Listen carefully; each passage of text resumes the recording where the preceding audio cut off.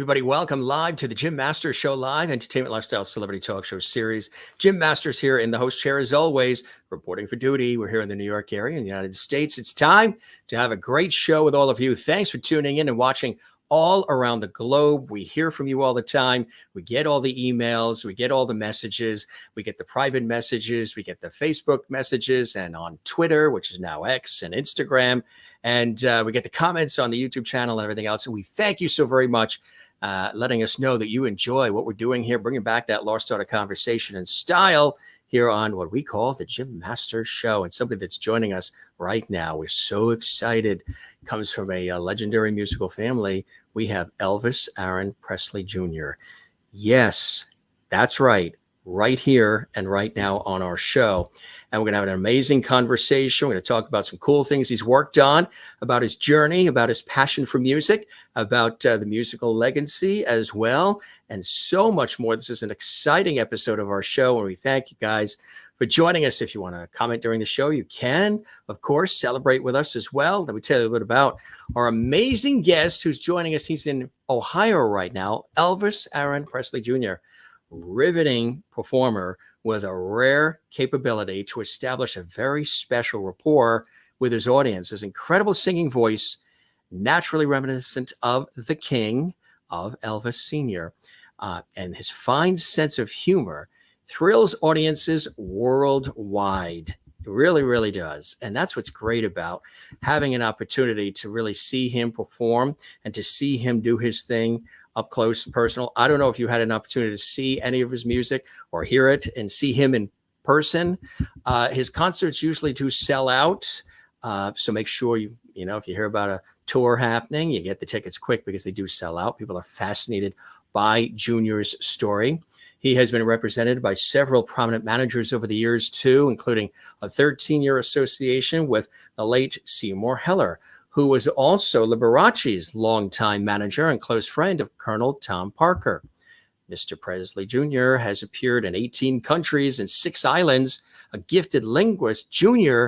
has surprised many crowds by serenading them in their native tongues as well, and performing for both private and ticketed events. He has appeared in venues ranging from nightclubs and theaters to concert halls and arenas, as well as amusement parks, casinos, everything. Accompanying him, of course, has been some of the United States' best musical conductors, including Bobby Morris, who was Elvis Presley Sr.'s musical conductor, as well as Barbra Streisand's and many others, and Larry White, who has conducted for the likes of Kenny Rogers, Wayne Newton, Robert Goulet. Now, Junior has generated 21 DVDs of his performances. He's also had a prolific recording career, amassing 34 CDs culled from both live and studio performances as well. In addition to his busy concert schedule, Junior is the curator of the private collection of The King on Tour, which was launched in 2013. This spectacular 53-foot, $500,000 unit with hydraulic side pullouts and an eye-popping graphic wrap is a one-of-a-kind mobile museum that is sure to thrill any Elvis Presley fan. Collection represents a portion of one of the largest private collections of Elvis memorabilia in the world outside of Graceland. And at times, of course, portions of the collection have been on exhibit throughout the United States, Canada, including the Canadian National Exhibition and Paramount's Canada's Wonderland, in Europe and Asia. It's existed as a stationary museum for many years in Niagara Falls, Canada. And it also is the first time that the collection has been available as a mobile museum. We're going to talk about that and so much more. He's really a gifted talent. He is somebody that really, truly loves what he does, and he has a passion for it. And you are saying to yourself, gee, that name, I've heard it before. I've heard the Elvis and the Aaron. I've heard the Presley before. Yes, you have. Of course, one of the greatest rock and roll, if not entertainers of all time. Truly, that's why they call him the King, Elvis Presley. Well, we have a story here that we're going to share with you, which is quite incredible. When you hear Junior sing, you will think you're hearing Senior. It's that uncanny. And there's a whole story to it with him being the son of Elvis Presley. Now, this might be breaking news to you. Maybe you didn't hear the story. Maybe you didn't see Entertainment Tonight and all the shows through the years where he's told his story. It is riveting. It's eye-opening. And it just is something that has been part of his life's journey. When he discovered it himself and realized it, it was something breathtaking for him as well. I'll let him tell the story. I don't want to tell the story for him because it is his journey and it is his beautiful story. And he is honoring Elvis Sr. in everything he does. He knows that Elvis Sr. is a beloved figure in not just American culture and music and entertainment, but around the world, and still is today. Elvis Presley, of course, gone too soon and sadly missed, gone in 1977, which can't believe it's been that long. But Junior keeps the memory alive. And in addition to doing that, he has his own music. That's right. He has a lot of his own music that he pens and he creates and that he shares with the world. And it's really fantastic stuff, folks. If you haven't heard him do his thing, he's really an amazing entertainer, an amazing artist. And again, this is quite an episode of our show because it's something that's going to be very, very emotional for a lot of people. And it's going to be something that I think you're going to be moved by. And when you hear his voice, you're like, wait a minute, close your eyes. Again, he pens a lot of his own music, but he also pays tribute to Elvis Sr. as well, which I think is fantastic and a beautiful thing to do. And again, all the different outfits over the years too. And, he used to wear, a lot of the things that were similar to Elvis Sr., but, he has his own style as well. And he's carved out his own path, which I think is an absolutely incredible thing to do. Not always easy to do that as well, when you have somebody in the family that is as well known as Elvis Sr.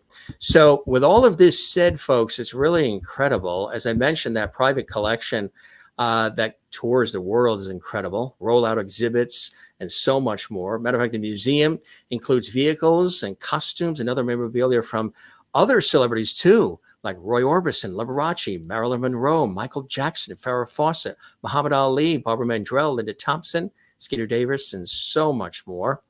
And at this point, you're wondering just who is Elvis Aaron Presley Jr., son of the late Elvis, and born out of wedlock and unbeknownst to Elvis in 1961 in Gary, Indiana.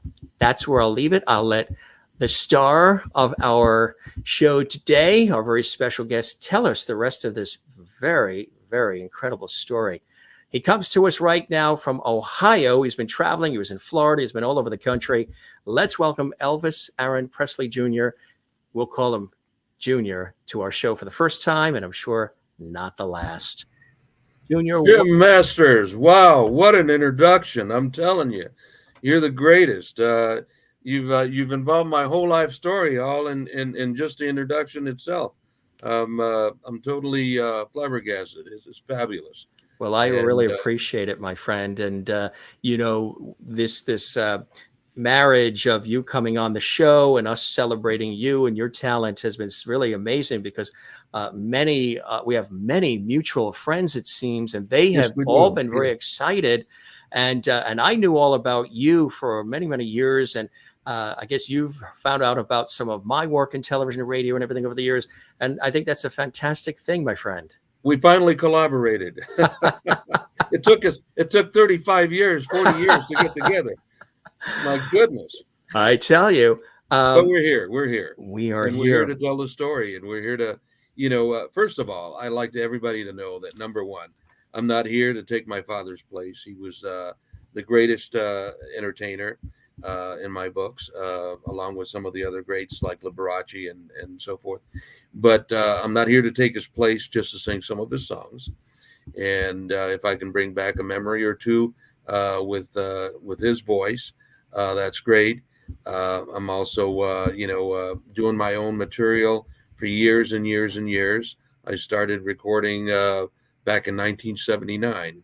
And, I've gone through the vinyl and the cassettes and the 8 tracks and the And then the CDs came out, of course, and that was like, wow, okay, now there's another fad, but it remained for quite a while. Um, a lot of people want to know about the fact of who I am and where I come from and so forth. If you haven't been following me on the websites for the past 25, 30 years, then I'm glad to, and it's a privilege for me to be here to explain it to you. My mother was a showgirl and also a movie extra before she became an actress. Her name was Angelique Pettyjohn. And Angelique Pettyjohn, of course, uh, her first one of her first jobs was being a movie extra. And it's my phone. It's from Las Vegas, but I'm not taking it right now. Las Vegas is calling. Anyway, to make Like I said, he's busy. He's always booked, Fred. I had forgotten to take my phone and shut it off. You know what it is? They're saying, "I can't believe you're on the Jim Masters show." Oh yeah, now the phone calls start coming in. I'm going to hand this over to my assistant here, Peg. And so she was a movie extra. She worked for John Harris. John Harris owned American Pictures, and had a casting call for a lot of people and so forth. And he got her a job on the set of Blue Hawaii. At the time, in all of the Elvis Sr.'s contracts, there was a statement stated that he was not allowed to date any of the actresses and so forth while they were filming. And some of the boys that worked with them, the bodyguards and the Memphis Mafia boys, they would say, well, you know what? There's a lot of great looking extras. Why don't we just invite them to the party? And that's what happened. They invited her to a party, and she had seen Elvis Sr. quite a few times. And next thing you know, she got pregnant, and she had let her manager know, John Harris. And John Harris went to Hal Wallace, who was the producer of Blue Hawaii, and said, Hal, we got a problem. The problem is that it's one of my cats now. We got quite of an attraction going on. I was going to say, you've got the Ringling Brothers Circus there, huh? I still have cats in my showbiz blood over here. Absolutely. But they're smaller cats now.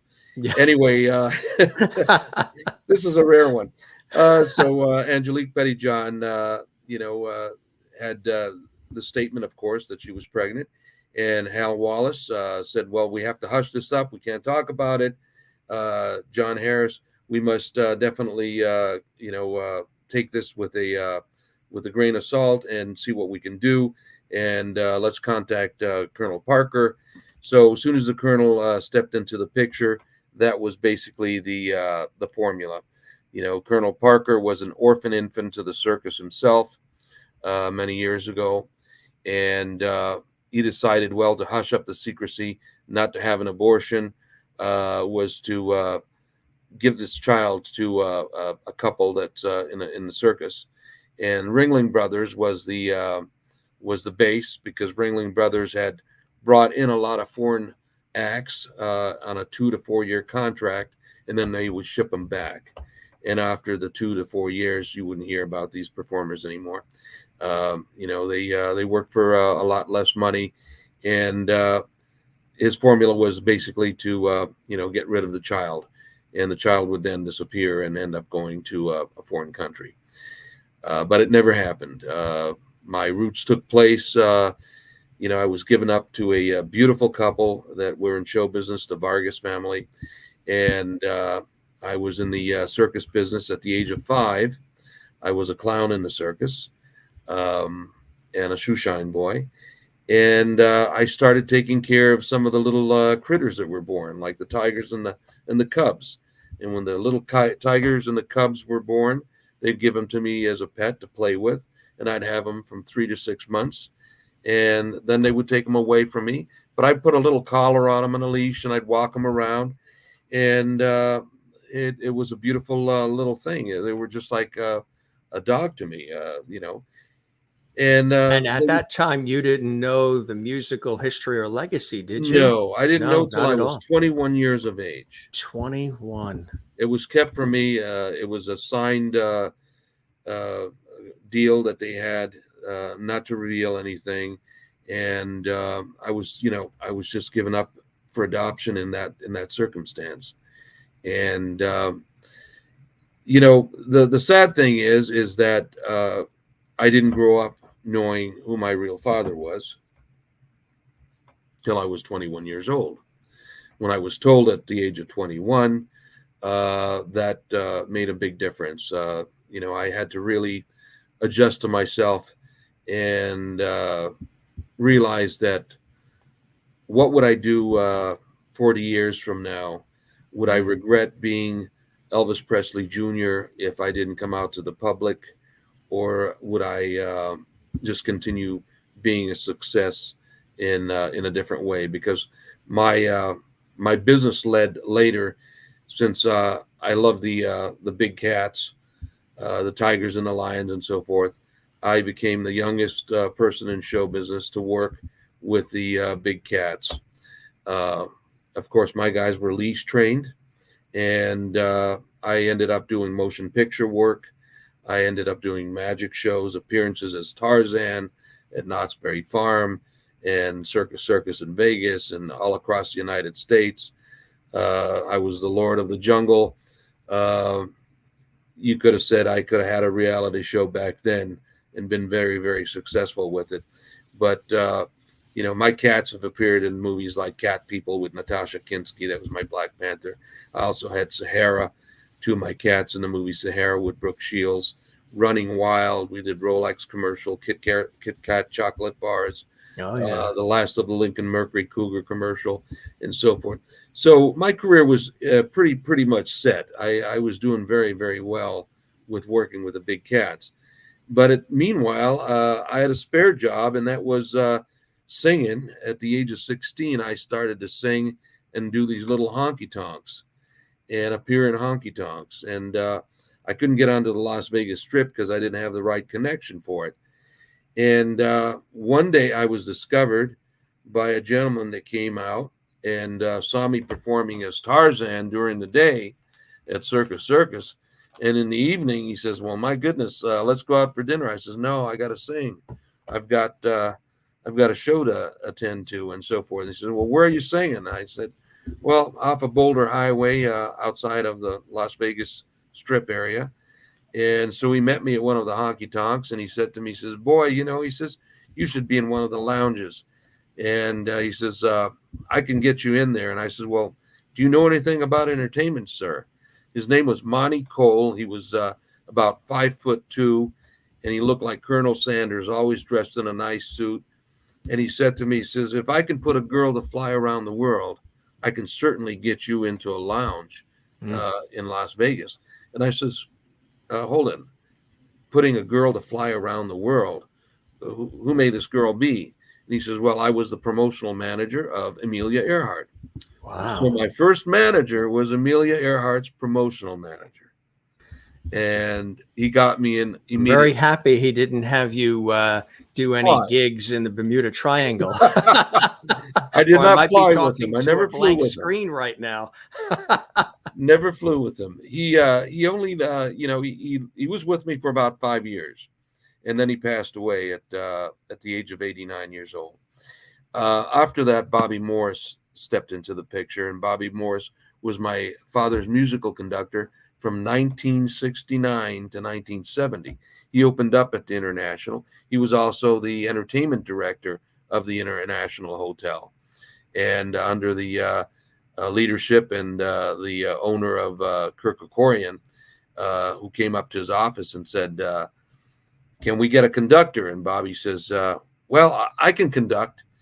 And he says, "Well, great. Then we'll have Barbara Streisand open up the International. Then we're going to have Elvis play here."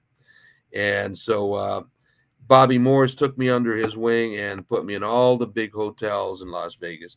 We went from the Dunes to the Stardust to the Frontier to the Desert Inn Hotel, which I performed for many years, which is now the Wynn Resorts, of course. All these hotels that I played at are gone now. They have been implowed, and they're just a piece of history. But I've saved a lot of the advertisements that I was in with all these great people. After Bobby, having a run with Bobby, I started doing shows in Europe and so forth. And I did one interview with Bobby. We flew to Amsterdam and did a show that people can Google this and find out and see and watch the interview. Um, After that, he wouldn't want to travel and do anything. He wanted to stay in Vegas. So Seymour Heller joined up with me. Dolores Fuller, who was a songwriter for Elvis Sr., she wrote 18 hit songs. She became a friend of mine and introduced me to Seymour Heller. Seymour Heller flew out to Detroit, Michigan, and Windsor, Ontario, Canada, saw two of my concerts, and signed me up for a year with a handshake. And that handshake lasted 13 wonderful years. Wow. He was Liberace's manager for throughout Liberace's entire career. And I learned a lot from Seymour about Liberace as well and so forth, and acquired a lot of Liberace artifacts and cars and stuff that I also have an exhibit for.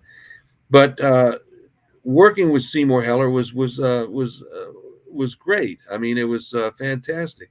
We had such a great manager relationship and artist that he was the one that finally introduced me to Colonel Parker. Mm. And for many years, I thought the Colonel was an aggressive, mean person, shrewd businessman that you could not get close to. And part of it is the truth. Yes, he was all that. But when he was on his own and so forth, he was just a teddy bear. He was a sweet guy. And I got a lot to learn from him later on through life. The process of getting to the Colonel wasn't easy. But Seymour made it happen. He introduced me to the Colonel on one of Colonel's birthday parties at the Hilton Hotel. He was invited every year to the Colonel's birthday. They were the only two managers that rotated at the Hilton Hotel. Consequently, it was always Liberace, Elvis, consequently. And so Seymour had this great repertoire with the Colonel, and decided to bring me to the Colonel's birthday party as a gift, and presented me as we walked in. I shook hands with all the big CEOs of the Hilton Hotel at the party, and then walked me up to the Colonel and said, Colonel, here's your birthday present, young Elvis Presley Jr. And you should have seen the look on his face. I would And imagine. the first words out of his mouth was, "Oh, my boy, we've got a lot to talk about." And he had that Dutch accent, that slight Dutch Southern. He kind of sounded like, just like Tom Hanks in the film. Tom Hanks did a fantastic job of resembling the Colonel. And next thing you know is we became friends, and we would go back and forth with each other quite a few times. Letters, cards, meetings. Made a big, huge concert. 2 concerts happened in Japan for me with Seymour.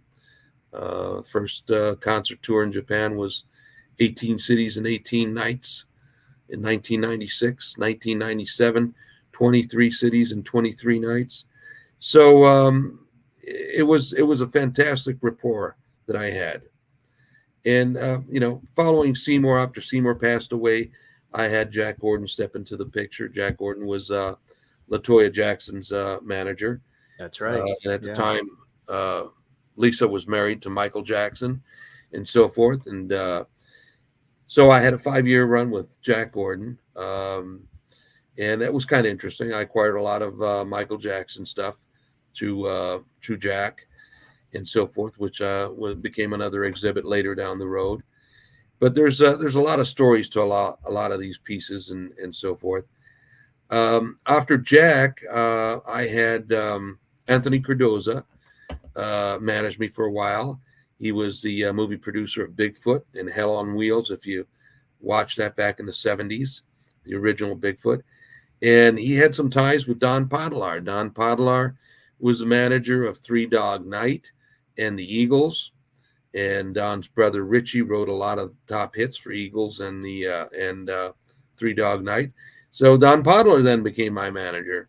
and I had You Don came Ponder. across some absolutely extraordinary people who wanted to work with you, huh?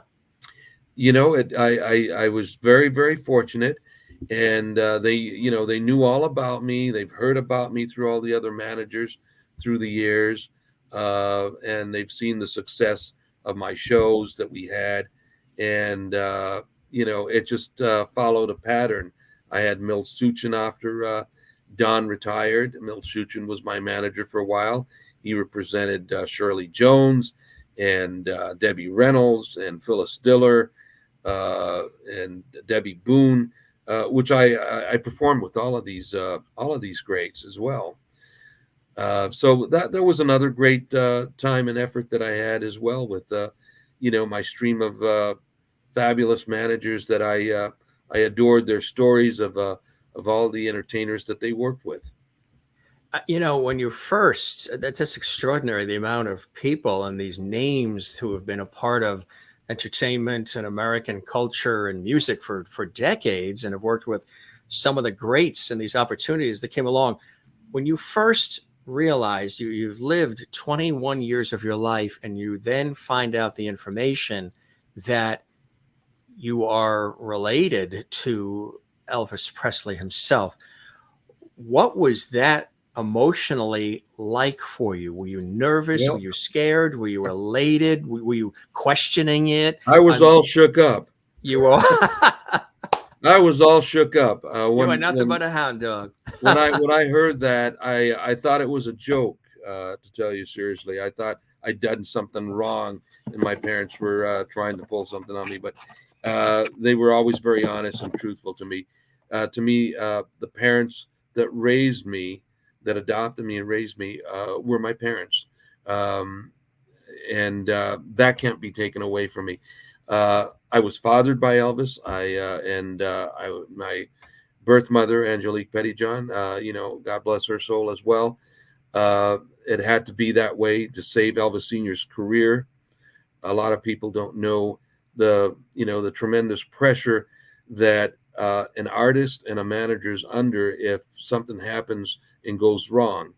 And if I would have been publicized when I was born, it would have ruined his career, and it would have ruined every one of the major deals that the Colonel put together and the recording contracts. And after all of this, after inhaling this and configuration, I basically found out that I'm the one that saved Elvis Sr.'s career by not being revealed and by being hidden out for so many years. Um, yes, it's sad, but you know what? You got to accept the great talent that Elvis Sr. had, and that his talent, just rose and rose and rose, and he became such a big, huge success. A lot of people through the years have asked me, why was he so successful? Well, he sang in German, he sang in Spanish, he sang in Italian, he sang in Hawaiian, uh, he sang rock and roll, gospel, rhythm and blues, country. How many entertainers can you mention that did all that? None. It all was Elvis Sr. that did that. And so his exposure to the world was just phenomenal. And I am so grateful to this very day, saying that, yeah, you know what? I saved his career, but you know what? He gave me another career later down the road, and this is my career. Did you start to notice similarities in look and sound and mannerisms as you then? I Yes, mean, sir. obviously, at age 21, you know who he is. He's Yes, sir. iconic. But then when you realize this familial connection, did you dig in deeper to see, gee, I do have a lot of his ways and his sound. A lot of people I know, in chatting with a lot of people in and out of the industry, they have said, when you listen to Elvis Jr., it's incredible how close to Elvis Sr. you sound. You could almost close your eyes and think you're hearing Senior. And that's not something always that can just happen. You know what I mean? So you Well, must have Jim, really. that is a gift. It's a precious gift. I never had any vocal training. When I started singing his songs, it was just an automatic thing. It just all just fell in place. I didn't have to practice. I didn't have to rehearse. I just uh, I just sang it. And to me, that was like a quick buck to make some extra cash to feed my big cats when I wasn't doing any shows with the big cats and so forth. And so, bringing in 20, 30, $30 a night from a honky tonk, well, that was a big, slice of beef for the lion and a couple of chickens for the jaguar and, two more for the panther and one for the tiger. That was easy money. And later, it just overcame uh, it just overcame with the managers. The managers, when I became Elvis Presley Jr., it was just a natural thing to get me booked all over Las Vegas and then do tours all over the world. Like that poster picture that you got right there, that was taken back in the UK, one of my first tours in the UK, in Bristol. And then we did, 16 other cities, one after another. And, the response was phenomenal. Um, I did concerts where we had 5,000 people ripping and tearing at me, trying to get a part of my clothing, whether it was a belt or my shirt. I mean, many times I did concerts, I sat on the side of the stage and the girls and ladies would come around and just touch and feel while I'm singing a soft song. And next thing you know, they just wham, they start grabbing my shirt and tearing it to shreds. And so, yeah, I mean, the incredible thing that is about my life is that 21 years of my life, I was a circus boy, a shoe shine boy, uh, animal handler, animal trainer, uh, and 21 years of that, plus another, you might throw in another 5 or 6 while I was still going back and forth to the lounges.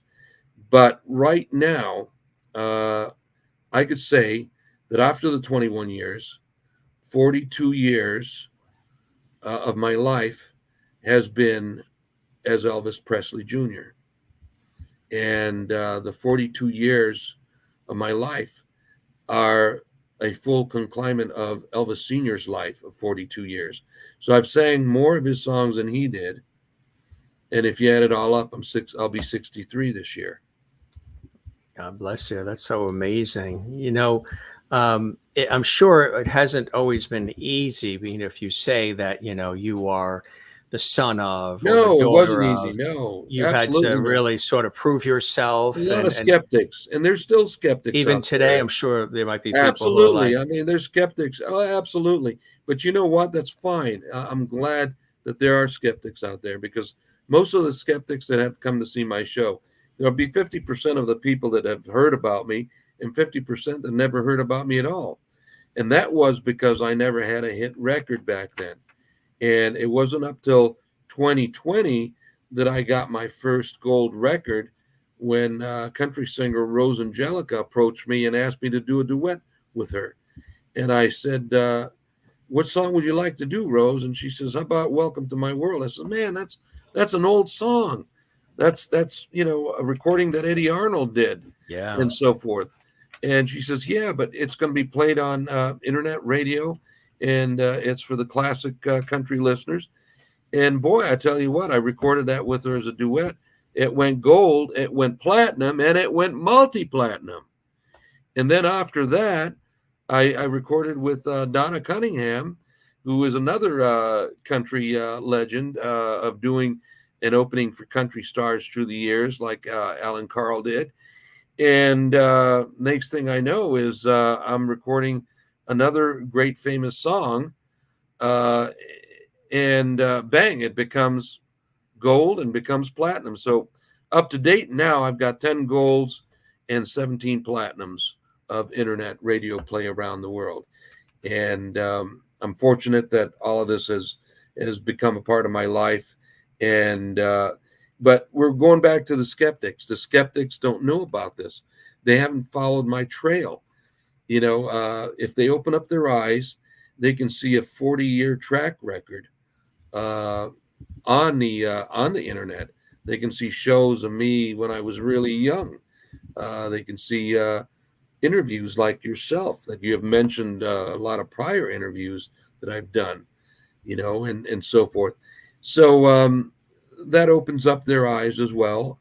And then you got some diehard Elvis fans that will never, never, ever give up on thinking that he had an affair with somebody.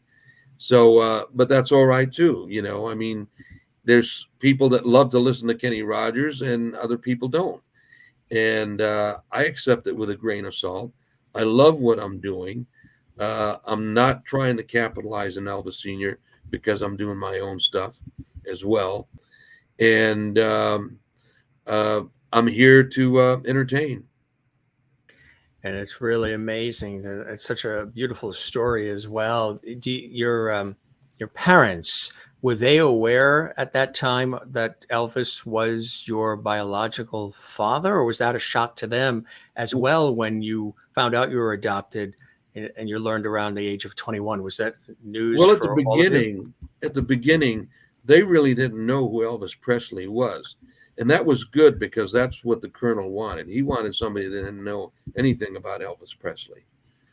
But soon as they had adopted me, they had one question with Angelique, and that was, where did this child come from? What does his father resemble, or how does his father look, and so forth. And she says, take care of this child. He belongs to Elvis Presley. And they were not to be advertising or talked about this child, or they wouldn't get their immigration papers to stay in the United States, which was another story. They were almost thrown out of the country. They were promised to have their immigration papers, but they were never made. And then another attorney finally made their papers, and they got to remain in the country. So there's a story behind the story that goes on with my nature of becoming Elvis Presley Jr. And when they told me, when they had to really tell me I was a celebrity's child, and I was born out of wedlock, and they weren't my real parents, and that was a shock to me. It was really hard. It was hard for me to comprehend, because you believe that for all these years the person that raised you, but then you start seeing all these little changes in your own style, and your own physique, and your own um, things that I started to do that were similarities to Elvis Sr. Whether it was the voice, whether it was the mannerisms that came naturally, whether it was the speaking parts in my show. And then, of course, wanting to succeed in getting closer to my father. So I started collecting some of his artifacts. I was given a guitar at the Desert Inn Hotel, a pink guitar that said Elvis on it, by this couple that came to see me almost every night. And they said, you know what, we want you to have this. This guitar belonged to Elvis. And I says, really? I says, wow, what a beautiful piece. But really, it wasn't a really beautiful piece. I still have it in the museum. But it was his, which It was mattered, right? his. It Yeah. was his. It was painted pink. It had his name and symbol on it and everything. It was very, very um, gaudy looking, let's put it that way, at the time. And so what happened is that they purchased it at one of the yard sales that they had, that Elvis Sr. would have in the early days. He would get so many things from the fans, and then he would actually have it at a yard sale, and then all the money would go to Danny Thomas's children, Oh, Sick St. Children Jude. Hospital, Yeah. St. Right. Jude's. Yeah. And so this couple bought this guitar back in the 60s, and presented it to me. So that was my first artifact. My second artifact I bought was the Aloha belt that was tossed into the audience in his Aloha concert.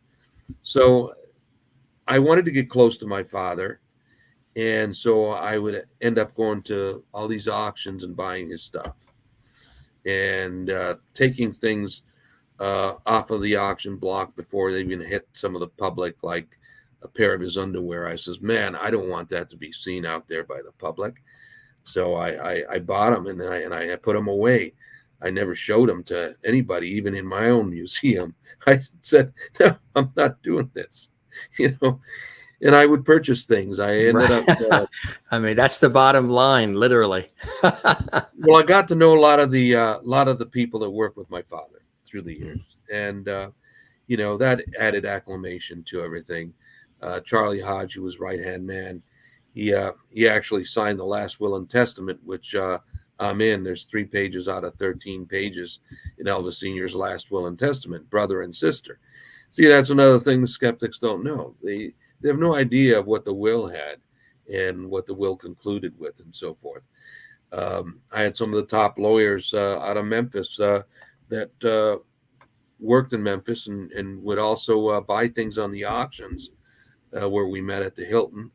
And next thing you know is they're handing me the original last will and testament, and we become friends.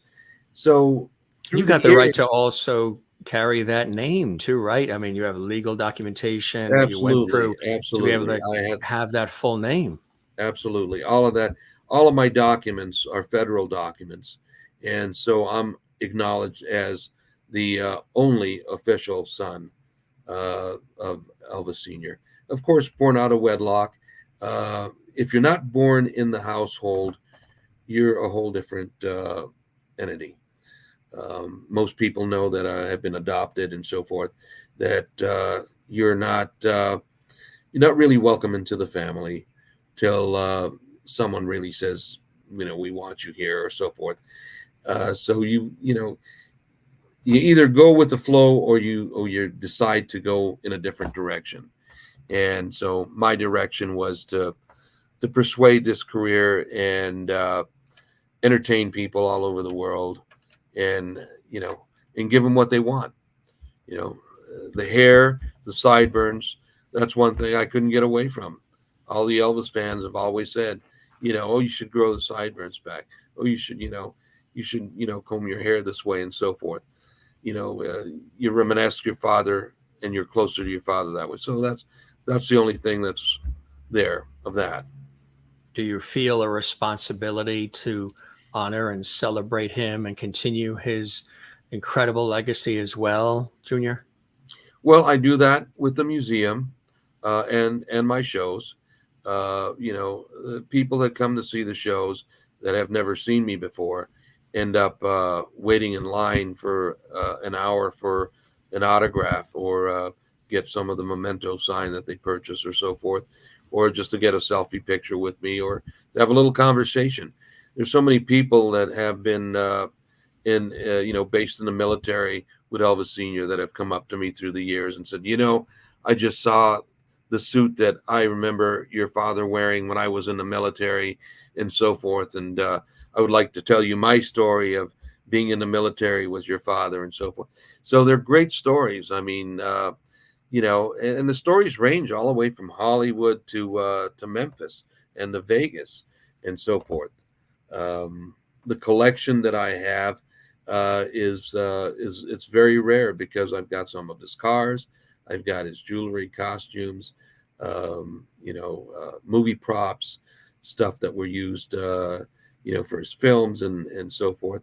So it's pretty exciting for a person to come out, and when they find out, who owns the collection, then it becomes even more intriguing.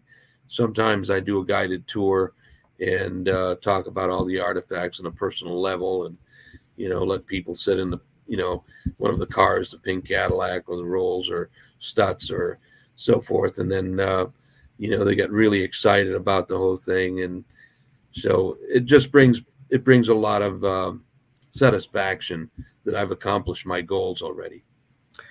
What are some things you've learned about Elvis Presley Sr. that you didn't even know about? Things that surprised you, things that maybe brought you closer to him as well? Well, like Bobby Morris said, there's a lot of similarities and so forth, but his father was his father and his son is his son. Um, Maybe some habits of his, and some one of the habits too that wasn't too good for me many years ago. I had an addiction to coke, and this was going back and forth from Vegas to Hollywood. And as I was coming back to Vegas, I haven't slept like for 4 days. And I go on to my ranch and I take one of my exotic cats for a walk. He jumps up on the table and he's on a leash with me. And next thing you know, he swirls around and he hits me with his tail across my face and he knocks me out unconscious. It's like taking a rubber hose and just whashing you right on. I woke up choking on my own blood, and I thought for some reason that I was mauled, but of course I wasn't. They never touched me. Everything was fine. I washed my face. I had to go to the emergency room. They checked my nose out, and it was really swollen, and it was just still gushing. And the doctor said to me, he says, I got to ask you this question. You take any drugs? You do any drugs? I said, no, I don't. And at the time I was popping bennies just like Elvis Sr. was. I was doing black beauties. I was doing coke, and I lied. And the doctor looked at me again. He says, "You know what?" He says, "I'm going to ask you one more time. Do you do any drugs?" And I said, "No, man, I don't do any of that stuff. Come on." And he says, "Well, we got a difficult surgery that we have to do, and the lining in your nose is gone." And that's when I fell to my knees. I don't know what pushed me down. I've never done this in public or anywhere. I just fell to my knees and I prayed. And it was just like God put his hand on me.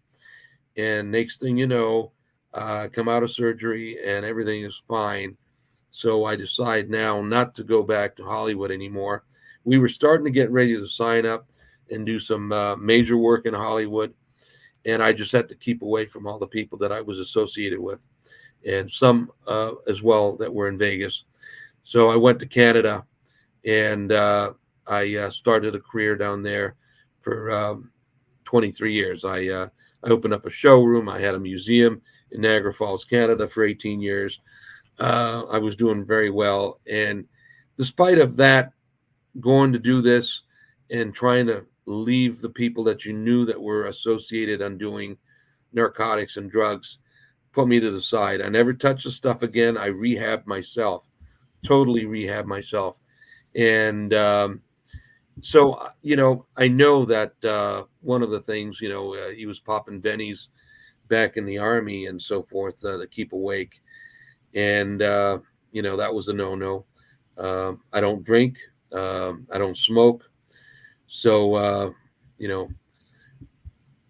that kept my voice going for much longer than anything else. And, I guess some of the shopping habits I got from him too. When I was making a lot of money, I would splurge. I would buy.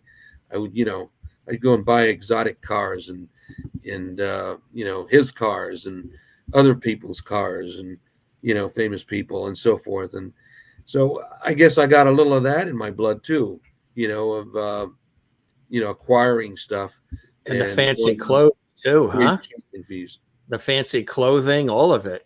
Fancy clothing, the jewelry, all that crazy stuff. And I only wear the jewelry when I'm doing the shows. Elsewhere, you never see me with anything like that. I'm not trying to show off. I'm not trying to drive one of my ritzy classic cars down around anywhere. I live a very simple type life. I don't have any pictures of myself posted in the house anywhere, or Elvis Sr. or a shrine inside the house like most fans would, or anything like that. So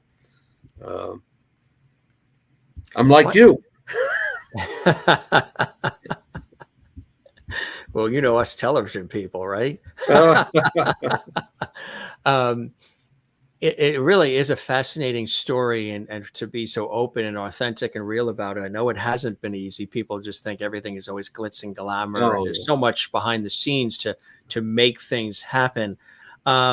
Whenever people can't get enough of certain people. Obviously, we had a discussion with somebody who did a fabulous documentary, Randy Schmidt, with Carney Wilson and a bunch of other incredible people on the Right, life of Karen right, Carpenter.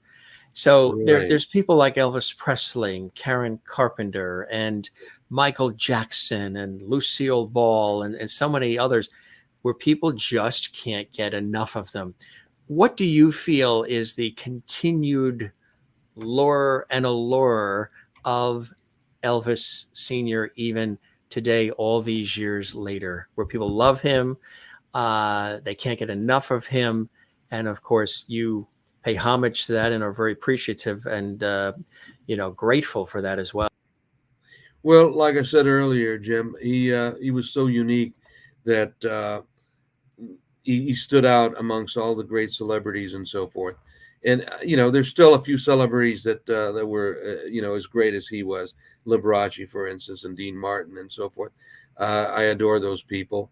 Um, but the thing is music, the sound of his music, the melodies that we had back then. There's no romance today. There's no romantic songs anymore that are out that create romance and affection.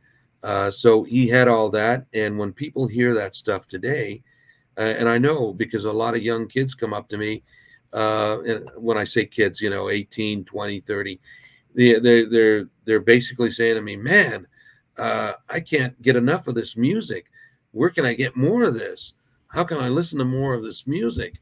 It doesn't have to be Elvis Sr. It could be anything else that was recorded back in the 60s, 70s, or the 50s, and so forth. So that I think is a big piece of intriguement. And then, when I do my shows, I tell stories about the songs before I do, for instance, Unchained Melody. And, Mm. one of the greatest people that ever recorded Unchained Melody was Roy Hamilton, of course, the very Uh, first. And then the Righteous Brothers later came out with it. And Roy Jr. does an incredible job on Unchained Melody. Elvis Sr. did Unchained Melody. But my Unchained Melody, when I before I do the song, I basically tell people that when I was a child, I got to meet this great dancer, and this great dancer would help me with my homework in between shows. He was on Disney on Parade and Holiday on Ice, and later he became an actor and incorporated his dance into acting. So right now, I'd like to sing the Snake song for you, and I'd like to dedicate it to my late great friend Patrick Swayze. And I start singing Unchained Melody. Then I go into the audience and do this, where everybody touches the tips of my fingers and so forth, and so it becomes really, really magnetic and very, very, very special. All the songs that I do have a meaning to it. Dolores Fuller wrote 18 hit songs. She used to come to the Desert Inn Hotel. And the songs that she wrote for Elvis Sr. Were Rockahula Baby from the movie Blue Hawaii, Kissin' Cousins, the title song Spin Out, Big Love, Big Heartaches from Roustabout. Um, the list goes on and on and on. And she actually came to one of my shows and then became a fan of mine as well. But we were good friends. And she lived in Vegas and Hollywood. And one day she asked me, she says, Junior, how would you like to record some of your dad's songs that I wrote for him? And I said, I'd love to. And she said, I own the original tracks as well. I can get you in a recording studio. And next thing I know is that she's got a recording studio arranged in Vegas to go in for 4 hours. And she said, you go ahead and start warming up uh, about 2 o'clock in the afternoon. And then she says, I'll come in and we'll finish the recording. wow. And so I went into the studio At the first take, I got Rockahula Baby down perfect. At the two takes of You Can't Say No in Acapulco, which you can't say no in Acapulco, we got that down. Now it was time to listen That to the was very recording. nice, sir. I just try to give you a little sample of what it sounded like. Anyway, so I'm listening to the finished product with the engineer, and in walks Dolores Fuller, and she throws her purse and her jacket and everything. She says, "Now, Junior," she says, "if you can just get this close to what I'm hearing right now, we've got it. We've got it made. We've got it made." And I says, "But Dolores," and she says, "No, but get in there and do it. I know you can do it." I said, "But Miss Fuller," she says, "No, no, miss nothing. I know you can do it. Get in there and do it." The sound engineer butted in and says, "Hold it, Miss Dolores Fuller. What you just heard wasn't Elvis Presley Sr. It was Elvis Jr. singing. That was the biggest compliment I ever had from a songwriter." So Yes, indeed, huh? Dolores Fuller, God bless her. Um, Later, she asked me if I would finish a song that Elvis Sr. Wanted to record and never got to finish. Um, Actually, it's number 4 right now in Nashville on the indie charts. It went platinum last year. It went gold and platinum. And the song that she wrote was called She's Hurting Me Again. She wrote it for Elvis Sr. She presented it to him. She had Terry Stafford do a recording of it to present to Elvis Sr. He listened to it and he says, "Yeah, I love it. I want to do it. Let's do it. Let's do it as soon as we can." Mm. And so she arranged for a studio in Las Vegas. And he fell ill. He canceled all his shows at the Hilton Hotel. That was the time that he did that. I think it was 1974 or 75. I might be wrong. And flew back to Memphis and went into Baptist Memorial Hospital. Never went back to finish that recording. And she asked me to do it, and I did it.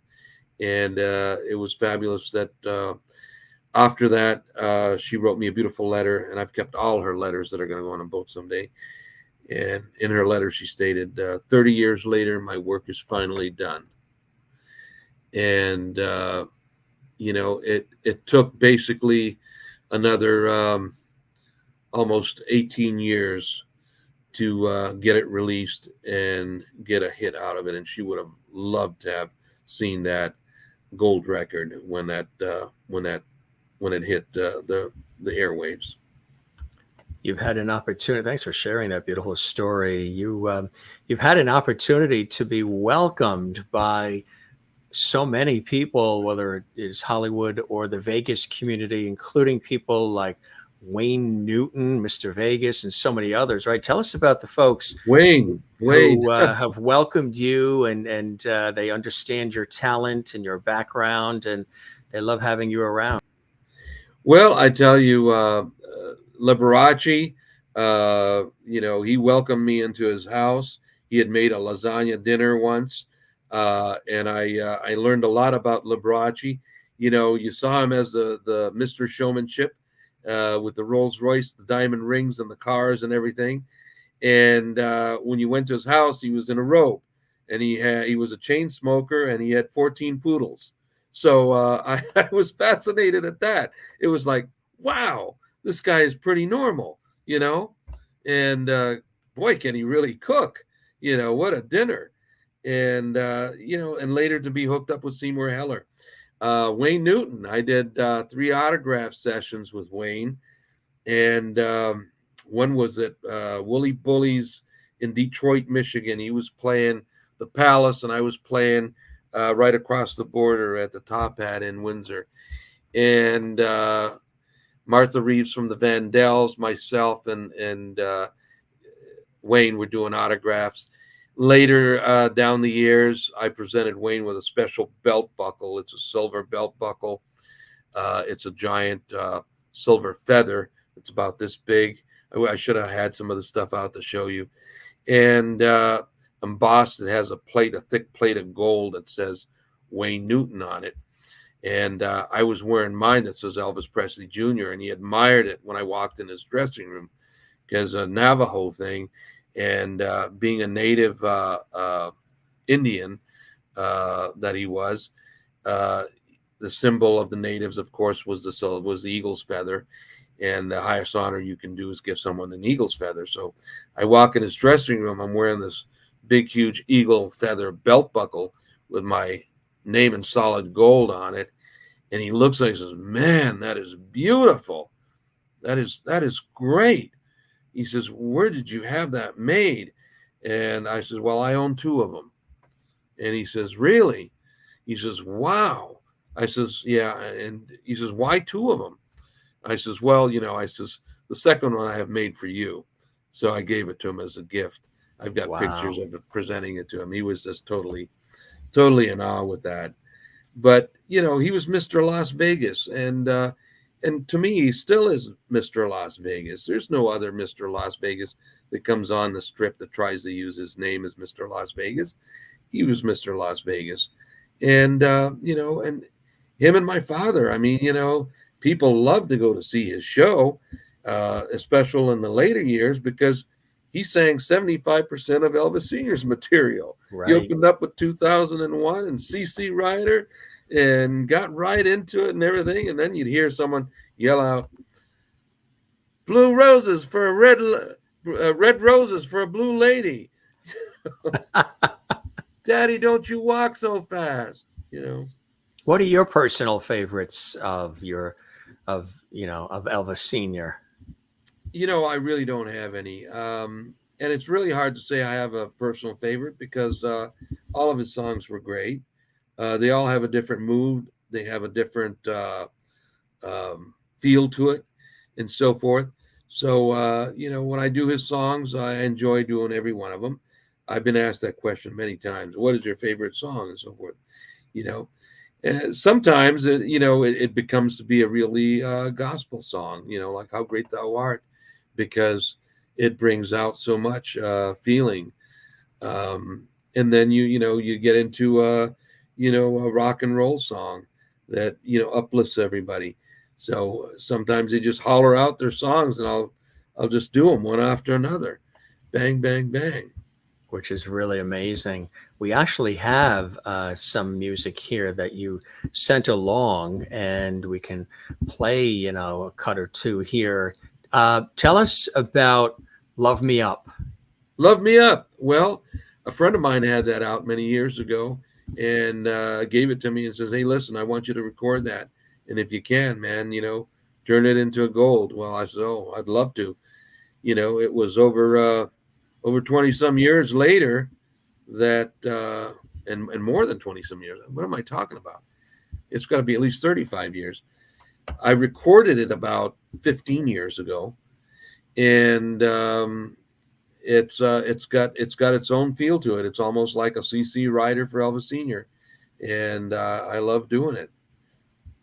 That's fantastic. Let's take a listen, folks. It's an incredible song, and our very special guest, Junior, Elvis Aaron Presley Jr., nails it. Here it is. We say there's a lot of levity here on the Jim Masters Show, love and levity. So it's time, everybody, to love me up. Here it is.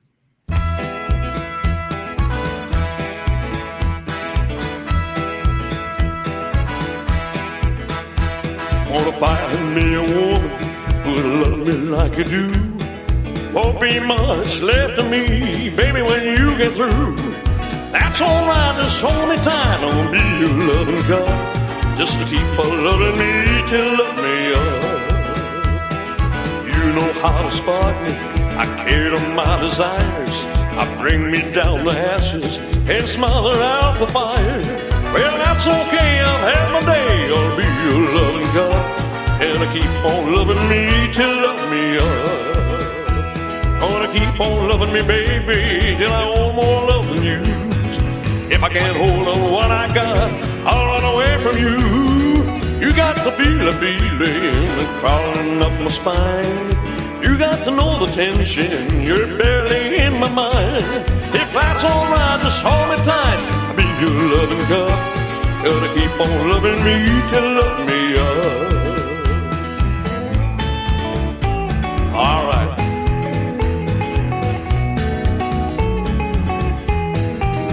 Keep loving me, baby, ooh, till all my love is you. If I can't hold on to what I got, I'll run away from you.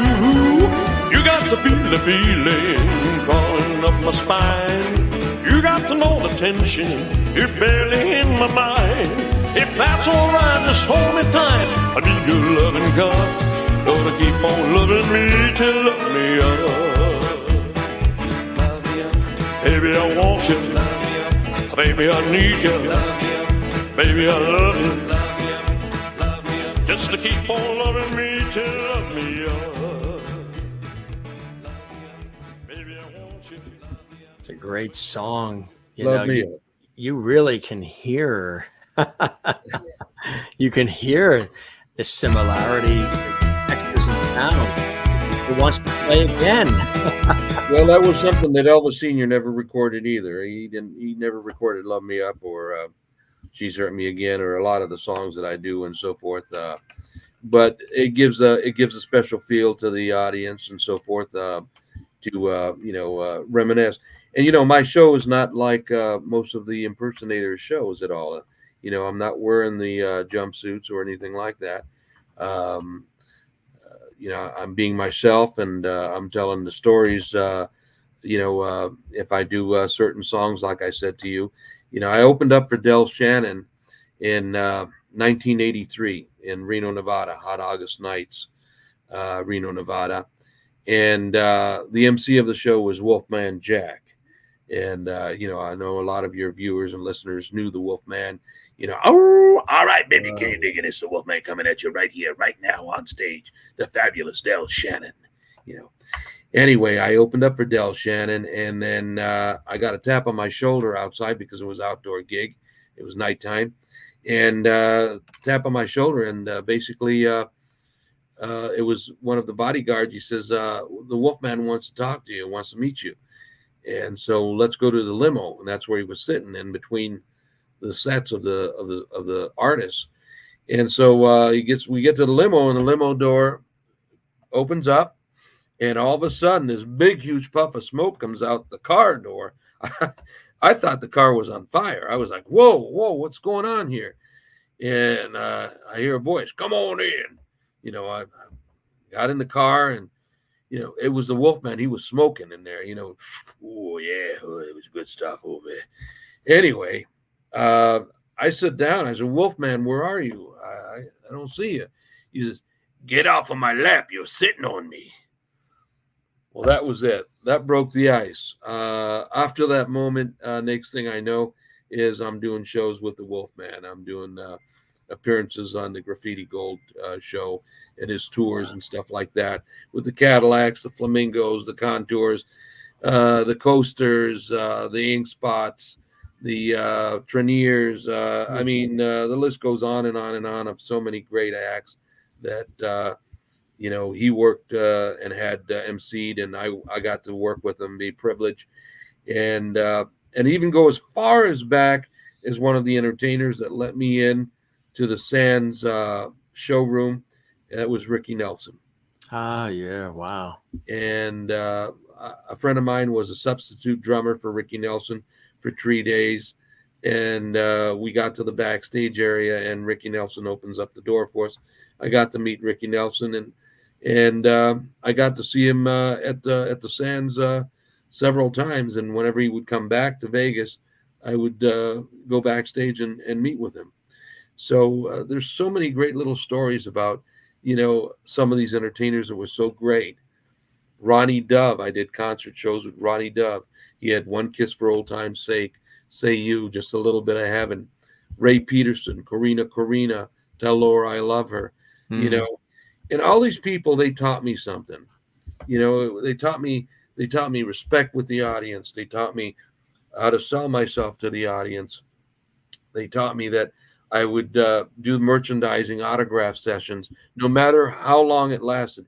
Be there to the very end for the very last person, because that very last person might be somebody that will just love you to death. So and I continue doing that. You touch their lives in so many ways too when you do that. I think it's a beautiful.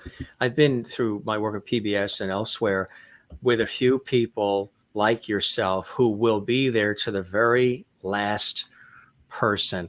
The fabulous trumpet player Chris Bodie. Oh, of course. We were at an event through PBS and it was a meet and greet and everything. And I emceed the concert on behalf of public television. And there was a meet and greet with all the super fans after who got tickets to the show. And then they wanted the meet and greet. And he literally, it was us, the staff from the PBS station, and Chris Bodie were the last ones there. He shook everybody's hands, took the pictures, did everything. And it means the world. That person, you know who did that recently? There was an event with Barbara Eden. Oh, there was a line. I can see the bottle in the background. There was, yeah. And how about the guitar lamp too? Absolutely beautiful, beautiful. Barbara Eden. There was a 3-hour line. And Barbara's now like 90, 92. For people that wanted to see her, we were at an event where we got a chance to chat with her and everything. But there was super fans that were lined around poles and wrapped around, and she waited to the very last person. People waited 3 hours in the lines to see Barbara Eden because they weren't sure if this was the last or not. But you're right.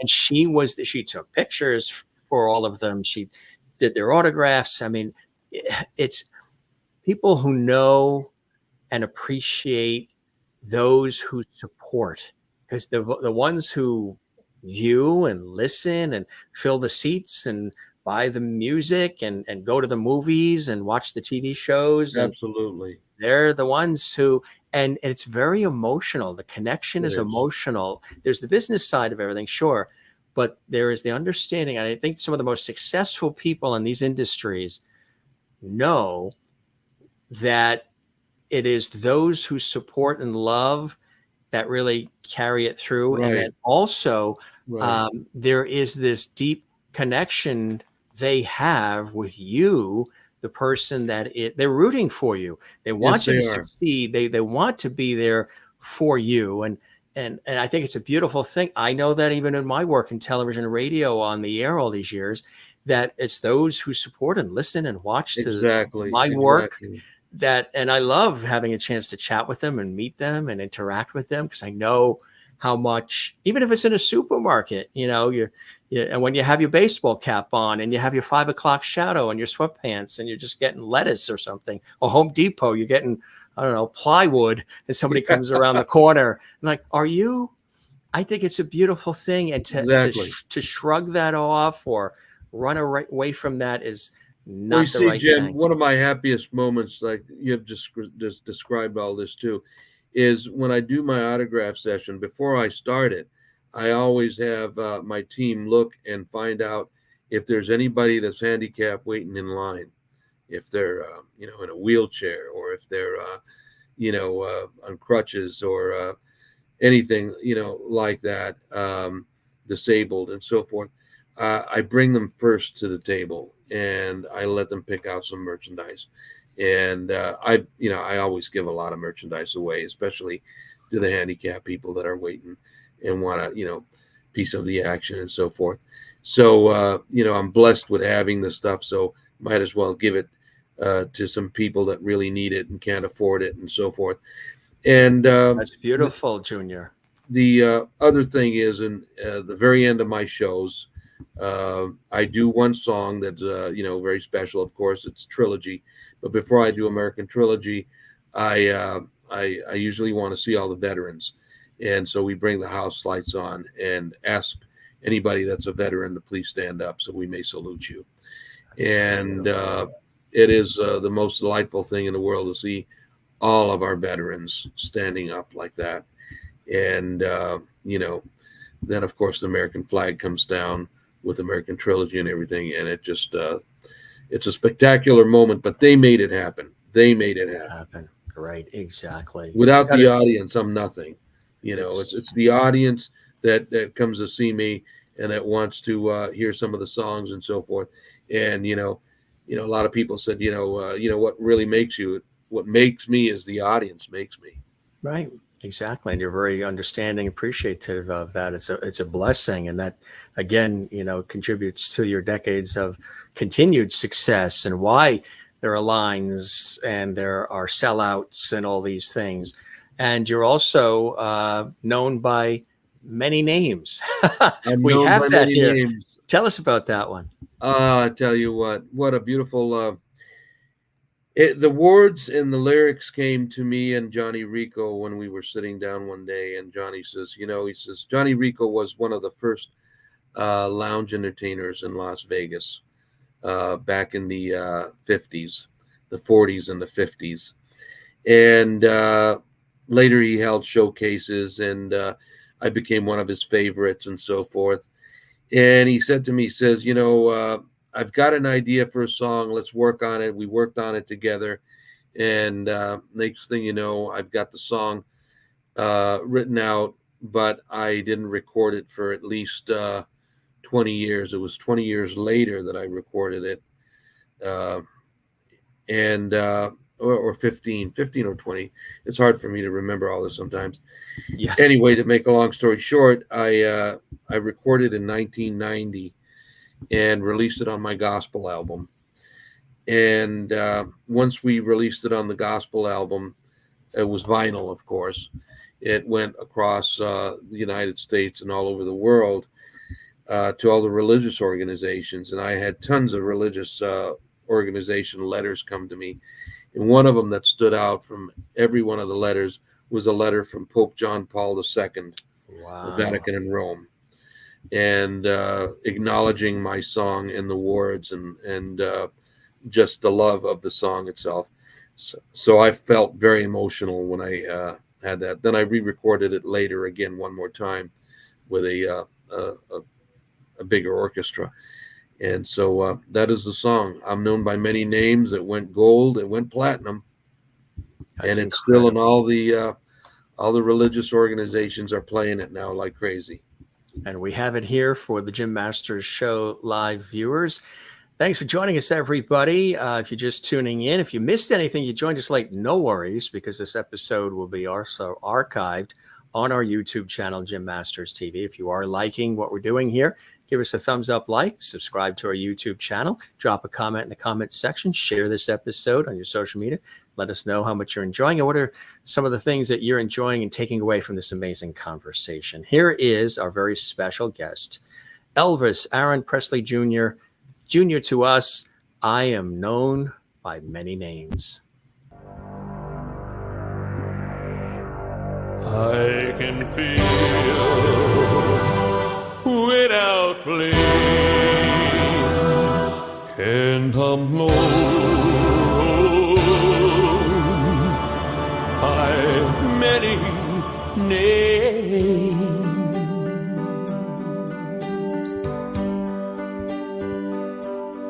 On the sand and on the sea,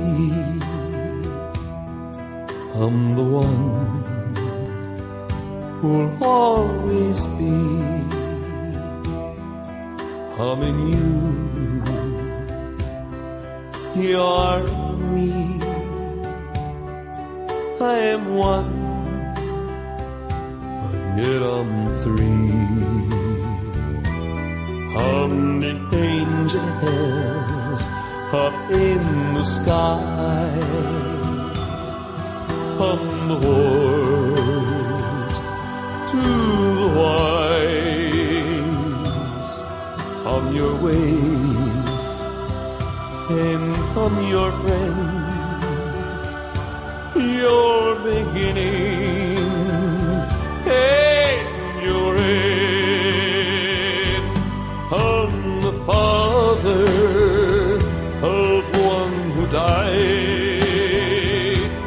I'm the love some have denied. I forgive without blame, and I'm known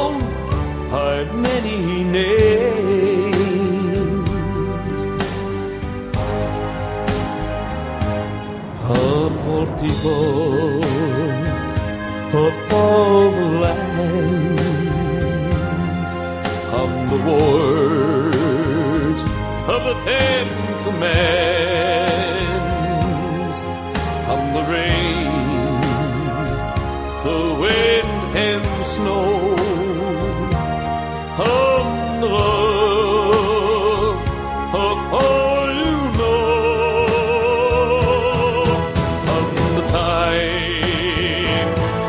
Endless times, hum the pen of the poet's rhymes. I'm it all that you see of your life and destiny. Believe I am one of the same. Believe in me by any name. Day by day, live with me, and you live eternally. Yes, you eternally. I have known by many names. Believe in me.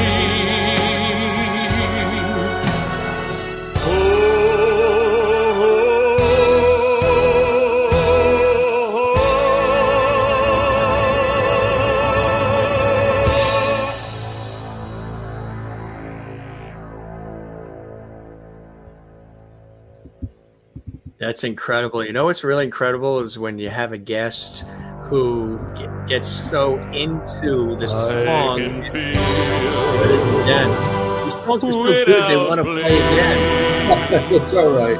I was going to say, just when you hear the voice, I mean, it really. Where could they get that? Is that on CD or can they download Spotify, iTunes? Yeah, it's available on different networks and so forth. That's great. And that's a whole new way of doing it, right? The internet, the streaming. It is. Yeah. Do you like it or? Well, I do. I mean, it's something that's in the flow of today. It's not like it used to be before where you just go in a record store and pick something up. My tours that I did in Europe and Japan, they always had my songs available on CDs and records and tapes at the stores. But now it's so much easier. You can just find it anywhere in the world and download it and download a cover or whatever and put it together. So yeah, we're pretty fortunate on going to release more new songs. I've got some more stuff in the works right now, and we're hopefully going to release another one pretty soon.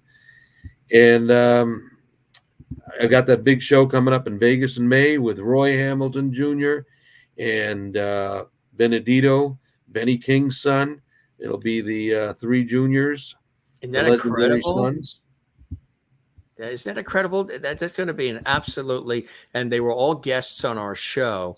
And we talked about this coming up around the time of the Father's Day. Tell us about this. This is really something special. Well, it's going to be the first time ever, that the three of us are getting together. And it's going to be a emotional show for a lot of people because a lot of people, they can't see Roy Hamilton Sr. or Benny King or Elvis Sr. anymore. So, the sons will be doing their songs and maybe some originals as well.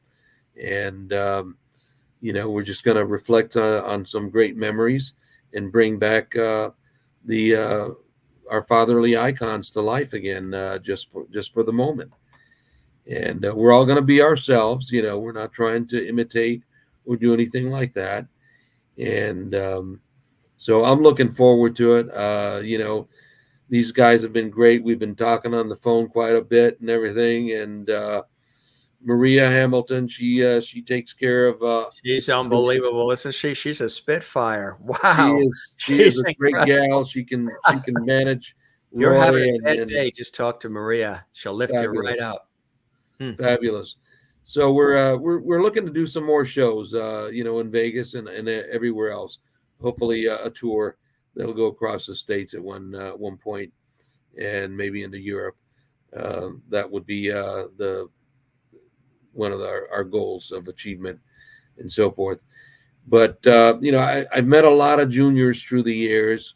When I did the Jenny Jones show, we were in the green room, and I got to meet the Tony Curtis twins. I got to meet That's right. I was just watching that clip today. Jeff Right. Williams. You've been Yeah, on all yeah, the major shows, Entertainment Tonight, all of the shows, right? yeah, Over the yeah. years. They were great moments, and a lot of the kids, from the superstars, just didn't have a way of knowing what they should be doing with their lives. And a lot of them asked me, "Well, what do you think?" And I said, "Well, you just got to take it with a grain of salt and go ahead and do your own thing, and hopefully, you'll catch up and you'll be up there again." But I we want can't take the places of our fathers. That's one thing. They right. were phenomenal icons, and but if we can bring that joy just of the moment to the public, then it's made our time worthwhile. It's absolutely a beautiful thing that you're doing, my friend. It really, really is. And it's very exciting too. The whole story, just the way everything played out in your life is fascinating, but it's real life. And what I think is really beautiful about the way that you have handled yourself and continue to handle yourself, it's in a very respectful way. It's a tender way of making sure that you are still respecting, celebrating the incredible accomplishments of that iconic personality, Elvis Presley Sr., while also tapping into, obviously what's been passed down, but at the same time, carving out your own path with the gifts that you have. God-given gifts that came through him, and gifts that you've developed and tweaked and fine-tuned along the way. You have found a way, in a very respectful way, to maintain and keep that balance, which is a beautiful thing. Where does that inspiration come from for you, Junior? Well, a lot of that inspiration comes from the audience itself. Like I said earlier, when you take a look at the audience that come to see my show, it's almost like magic. You don't see that at a impersonator type show. You don't see that real true magic come like that. It's something that comes within. It comes from the heart, and by singing the songs, of course, touching that moment, touching a person's hand while you're doing a certain song, bringing back a memory. And I joke a lot on stage as well. I like to tell my jokes and so forth, and stories. I let the audience ask me sort of like a show and tell, ask me questions about myself and things that they want to know. And, some people say, you might take this personal, but can I ask you about this or that? And I said, well, go ahead, ask me. And, sometimes they do ask something silly, and you got to make a joke out of it. But What would be one of the craziest things they probably asked you of the many things they ask you? Can I go out with you tonight? Oh gosh, stuff like that. I mean, it's crazy. The fans, they just feel like they can let loose and let go. And when you got that attitude going, and you could joke around with them on stage, I think that's worth everything. The whole night's worth it, and so forth. I mean, it's crazy things that happen, and it still happens. Sometimes you get a a bra thrown on stage to autograph. Kind of like the Tom Jones. Yeah, and I A lot of that basically, on the well, stage. Yeah. I basically say they throw me now their dirty underwear and stuff. And where's the room keys at? All that is just, and it's You like just to have pure the fun. fun It's pure back and fun. forth, right? It's just pure fun. It's pure fun. I love joking with the audience and having a good time with them, and that's basically it. They'll come out for the autograph session to have their pictures taken, and I, like I said, I'll spend my time with them, doing each photo and so forth, and then I love to listen to their stories. Everybody's got a story, and then there's a lot of people that follow different ETAs or impersonators and so forth, and they want to tell me about them and so forth, and I wish them all the best of luck. And I that's know one thing you are not. Nobody's to confuse you with being an Elvis Presley impersonator at all. You are you. I'm just me, yeah. And but a lot of people they have their favorites too, and they like to talk about them and so forth. And I always say, well, great, bring them to the show, or I wish them a lot of luck. Sometimes somebody will come out and sit in the audience, and I'll invite them on stage to sing a song. Why not? You know, and it happened to me with a lot of big name entertainers as well. They saw me in the audience and they would pull me out. Ronnie McDowell did that to me a few years ago, and heard about me and knew I was in the audience and announced and juiced me and got me on to sing with him. Right. So Oh, really? Wow. That's incredible. Robert Goulet, I mean, Robert Goulet, yeah. I had a lot of stories to share with Robert Goulet because he owned a Stutz Black Hawk as well as my dad, and I own several Stutzes myself. So we had a lot in common to talk about cars and that particular kind of car and stuff like that. And he would ask me what's new, and I would say, I just found the bumper that's being re-chromed. And he says, a bumper of what? And I says, a Stutz Blackhawk. He says, a bumper of a Stutz Blackhawk being chromed? I said, yeah, the one that you drove in through the Flamingo Hotel in the front, through the front windows. He was, oh, my bumper. You're talking about my bumper. That is fun. You kind of got upset.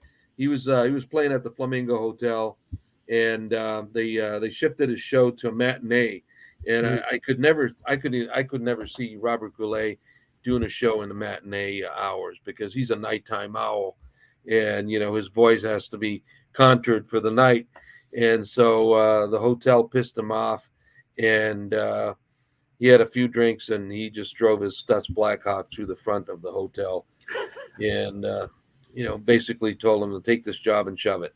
And that was it.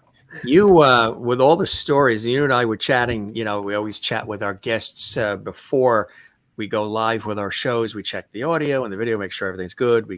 And if we haven't met before, and this won't be the last time that Junior's on our show, he's always welcome here. Well, thank you, Jim. Part of the JMS family. But we chat, and I had asked you, is there a book, a memoir, what have you, in the offing? And you said that is something that you would love to do, right? Yes, that's almost like a final chapter type thing. I waited for many years. People have been trying to get me to write a book for 40 years, and I've been always putting it to the side, saying, "Well, I'm not ready for it. I don't know. I don't have any interesting stories and so forth." And later on, as life develops and you're going through life and the stages and everything else, then you start seeing all the stuff that you could put in your book and all the stories and all the people, whether it was, the entourage members from Elvis Sr., the animal years that I worked with the big cats, the circus years, the struggles, the museum on the road, anything else and so forth. Now it's all coming to a conclusion to where I can tell my story and, tell it very freely with everybody that played a part of my life.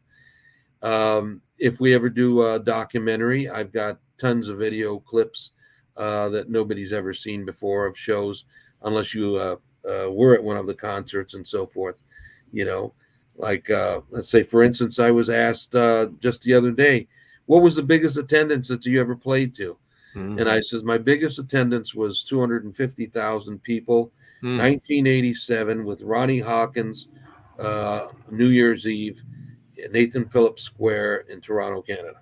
Mm. And people go, wow, you know, what was the next biggest capacity? Well, it was 25,000 people in Johannesburg and Cape Town, South Africa, and and then we go on down the list of all the different places and so forth.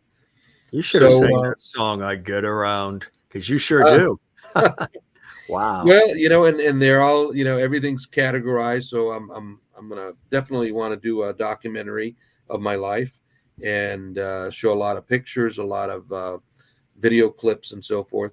And then, of course, the movie. I would, it'll be book, documentary, book, movie, and if the movie's ever done, it'll be with over 200 cast members that played a big part of my life. All the superstars that were in my life, all the lounge entertainers that were big, you know. When it comes up to stories, like the Coasters, Colonel Gunther and the Coasters. I used to go and see them all the time when they were playing on the strip or off the strip, and visit them in their hotel rooms, and Colonel Gunther would be sitting in his underwear, in his G-string underwear, telling me stories. Marty Robbins went on his bus when I met Marty Robbins, and he was sitting there in his underwear after a show. Stuff that people don't ever realize or think that would happen or so. So, there's quite a bit to put in a movie, and it would be a very, very typecast movie, because they'd be able to typecast all the great managers I had, and including Colonel Parker with Seymour Heller and Liberace and all these great stars and so forth, because it's a true story, and it happened. And it happened, I tell you. We're getting a lot of comments. Everybody's saying hello in our lovely whole chat room, live chat room. If you don't get a chance to chat in the chat room when the show is live, please do leave a comment underneath the episode in the comments section. But there's a lot of beautiful things here. Roy Hamilton and Benedito King, they've all been commenting. A lot of our regular viewers, a lot of new Love you. folks watching as well. They love you. They love your dad. And Kathleen says, and she's showing a little support here for our show. We thank her. She's in New York City. What an awesome show, Junior. You are amazing, a true star. So wonderful to have you here. Your dad would be proud. Continued blessings to you. What Thank a beautiful thing. I would only imagine that he would be, huh? That just that emotional saying right there is in a card that Colonel Parker gave me as well. Your father would be proud. That was, I'm very appreciative of anybody that says any of that. And all the hard work has been done. So now we're just continuing to do a show whenever we can, and have people like yourself come out and see my shows. My love goes to all of you people that are watching right now, whether you're skeptic or not. Give us a chance and enjoy life. Life is short. Life is quite delirious. Never take it serious, because none of us will ever get out of it alive. Right. Absolutely right. You are so true. So many people are saying that they're discovering you for the first time, even though you've been around for decades, and they love your dad as well, of course. Leo and Jim are saying, did you tell Junior that my friend is a big fan? Yes, his friend Brent, a big fan now of you and of your dad. Leo's a big fan of our show as well. And Maureen in Arizona says here, Junior, you have a new fan in Arizona. You're a credible human. And I am so happy that you came to Lovity Hall. We call this Lovity Hall, the Jim Master Show. And you shared your stories with us. Please come back soon, and God bless. That's what makes it all worthwhile, right? When we do these kinds of things, my friend. Well, Jim, time is very precious. Every minute, every hour, every day and month and week that goes by is a part of our life. So this evening, I would like to thank yourself and all of you for giving me a part of your life. Thank you all, and God bless you. The pleasure is all ours. And all the music, again, is on Spotify. There's DVDs. There's a whole bunch of incredible things. Everything Junior that you can find. You can actually go to the website. There it is, Elvis Aaron Presley Jr.com. It's a spectacular website. Lots of videos, lots of Join us on Facebook, too. Join us on my Facebook page. You've got a Facebook page, like a fan page as well, which is fantastic, and a lot of supportive folks there as well. And we thank your team for sharing this episode on your social media as well. It takes a village, my friend, doesn't it? It sure does. It sure does. But it takes a man like yourself to be able to get this all out to everybody. Thank you so much, Jim. You have put in a lot of hard work, and you are a true pro, and I'm just proud to be associated with you, and I will consider you a brother. Thank you. I appreciate that. Very, very beautiful and kind words right back at you. And I hope the show met whatever expectations you had, and you enjoyed the time with me, Junior, as much as I certainly have with you. Thank you so much. God bless you, man. You as well. And absolutely. And congratulations on everything, and have a ball with the Father's Day concert with Roy Jr. and Benedito. And I know you guys. We'll keep you informed. We'll keep you informed. You're going to knock it out of the park. And the porch light, as I always say, will be kept on for you. You are welcome back anytime. And next time I come back, I'll bring some artifacts to show as well. That's right. The museum, and that museum again is a mobile museum, so it travels as you go along, right? It travels. Sometimes it does shows with me. Sometimes it just goes on its own as well, and sometimes I host the museum as well. So it all depends on the buyer. We tailor the museum to the place, to the event, to the size of the room, whether we could get a car or a motorcycle in or not, and so forth. So it just becomes a spectacular thing at the end of the day. But I would love to bring some stuff on your show next time, stuff that we don't even have in the museum, that we don't show in the museum. There'll be one of a kind for you on your show itself. I really appreciate that, my friend. Blessings to you and the family and all. Come see us again. Spread the word about our show. The folks you think would like to pop on. They're all welcome to join us here. And really an honor and a pleasure. And we'll chat again soon, okay?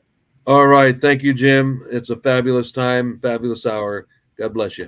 All right. You take care and be well. Cheers. To all my friends. Absolutely.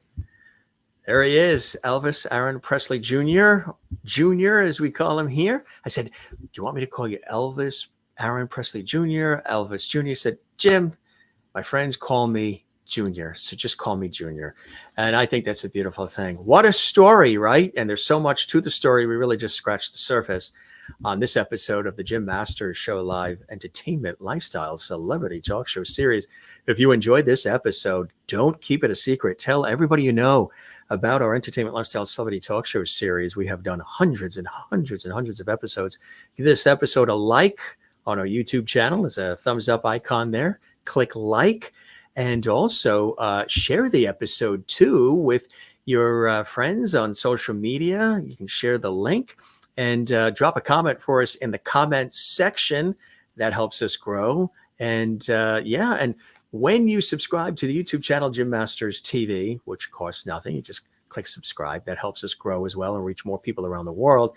Be sure and click the notification bell icon. It's a little icon next to the word subscribe. When you click that, you'll get alerts from us about all the guests and all the upcoming surprises and pop-up shows and other things that we do.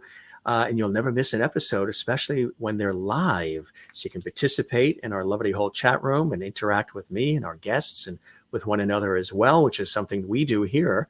I'm a very interactive host in my professional work in television and radio and stage and film. And with this series here on the internet, it's the same way. We thank everybody for all the continued support of our extraordinary, unique series. We don't call these interviews. We call these conversations here at the Jim Masters Show Live series. We want to thank those of you who've been so gracious with all the great comments. Again, leave a comment as well. If you commented in the chat room, we would also love it if you drop a comment in the comment section underneath the episode. That would be so great. Thanks to everybody for these great comments. We want to make note of a few people here too as well. Linda Lee, thank you for your support. It's nice to have you with us here, part of the Lovity family at the Jim Masters Show. And thank you for doing that as well. And one more time, Kathleen in New York City with that beautiful comment as well, that Junior was very touched by, and everybody.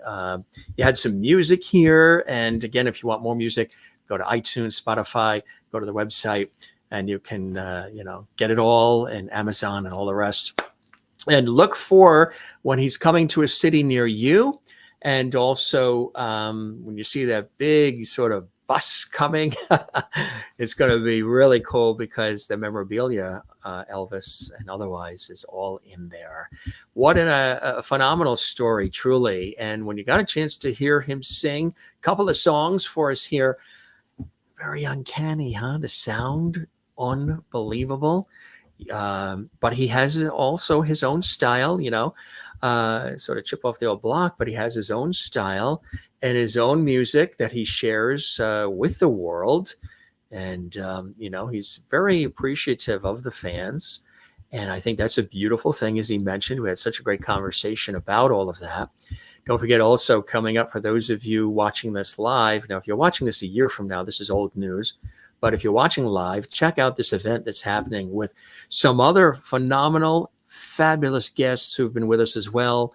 Roy Hamilton Jr., son of the iconic and legendary Roy Hamilton, Benedito King, son of the legendary Ben E. King.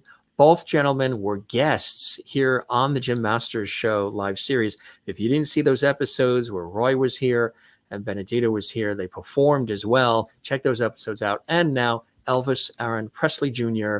This is a fabulous event. Again, if you're watching this, a year from now, this is old news. But for those who are watching live, check that event out, and maybe you'll get a chance to meet them as well.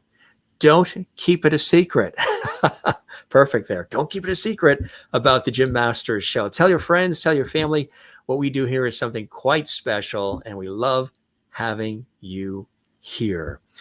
We really, really, truly do. I work hard putting all these shows together. People say, are you the host and the producer? Yes, I'm the host, the producer, the booker, the chief bottle washer. I do it all. I dress the set. I dress myself. I do the whole thing. How do you do that, Jim? Well, many years in television and radio and stage and film. I got a little bit of, I use some of that background, but I enjoy doing it and I'm passionate about it. So if I wasn't, maybe it wouldn't look as good as hopefully it does for all of you. Again, thanks for joining us. Really cool to have you here. We really appreciate all the comments and all the love and support of our show. We're going to take off and got a lot going on. So many incredible things, so many incredible guests. Thank you very much, Roy Hamilton Jr., for your beautiful comments as well, you and Maria. Awesome job, Jim. Great show, Junior. Absolutely. And thank you, Jim. Still smiling from this show and your amazing guest. Have a wonderful night. You as well. Thank you very much. Oh, we'll have him back. Don't worry. He will be back. And you still can't believe it. What a great conversation. Thank you very much. That's exactly what it is.